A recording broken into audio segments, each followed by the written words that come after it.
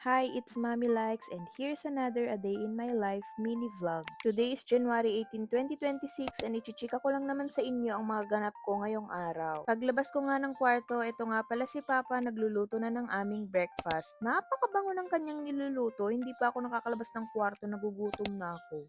Tulog pa nga si Baby Eliana sa mga oras na to. Si Mama and Papa nga pala ang nag-duty kay Baby Eliana simula kaninang madaling araw para daw makapagpahinga ako. Puyatan is real talaga kapag may newborn ka, sabi nga nila. Iba talaga kapag nanay ka na, no? Ito yung lagi ako nagpupuyat pero parang hindi ko na-feel na napupuyat ako lagi. Linggo nga ngayon at naisipan kong sumabay na kay Papa papunta ng palengke para mabili ko na yung mga kailangan na ilalagay sa loot bags ni Baby Eliana para sa kanyang binyag. At ito na nga, 6:50 AM gising na ang aking baby.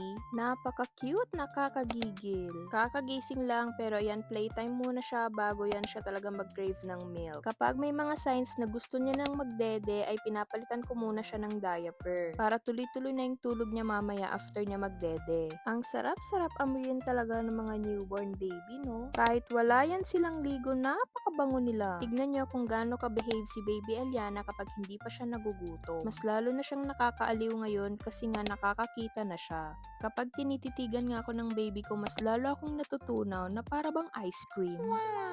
At ito na nga, dumating na nga ang oras na gusto na niyang mag-milk. 7 o'clock na ng umaga and malamig pa din dito sa amin. Kaya nilagyan ko muna siya ng bonnet. After nga niya mag-milk ay kinuha muna siya ng lolo niya para daw makapagpalit na ako at makaalis na kami. Nakakamiss din pala sumakay ng tricycle, no? Tapos fresh air yung nilalanghap mo. Bihira na lang din kasi ako makasakay ng tricycle lalo na't sa Maynila ako nagtatrabaho. Habang nasa daan kami papuntang bayan, nakita nga namin tong nagbebenta ng ukay-ukay shorts. Ang mura 50 pesos kaya nag-stop over muna kami ni Papa kasi gusto daw niya magtingin baka sakaling meron siya makita maganda na pwede niya magamit sa trabaho.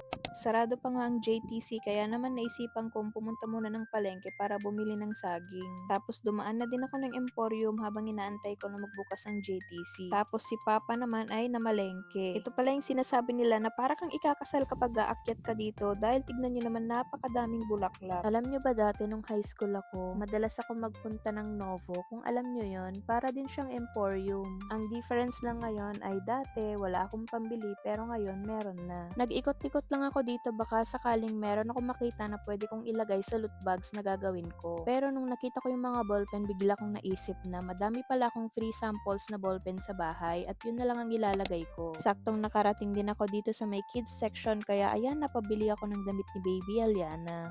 After ko nga mag-Emporium ay nasa labas na din si Papa, inaantay na ako tapos na siya mag-market. And then sakto nga bukas na ang JTC kaya ayan, nag-grocery na ako. Una kong pinuntahan yung pinapabili ni Mama na sabon baka kasi makalimutan ko. Ang sarap sa pakiramdam na kaya kong mag-organize ng party at kaya kong bilhin yung mga kailangan para sa party ng baby ko. Kanina pa ako paikot-ikot dito, nandito lang pala itong wow ulam. Nagpabili si Mama para may ulam sila Oreo. After ko nga mag-grocery, grabe makakalimutin na talaga ako. Kung wala siguro itong card, hindi ko maaalala na meron akong iniwang saging.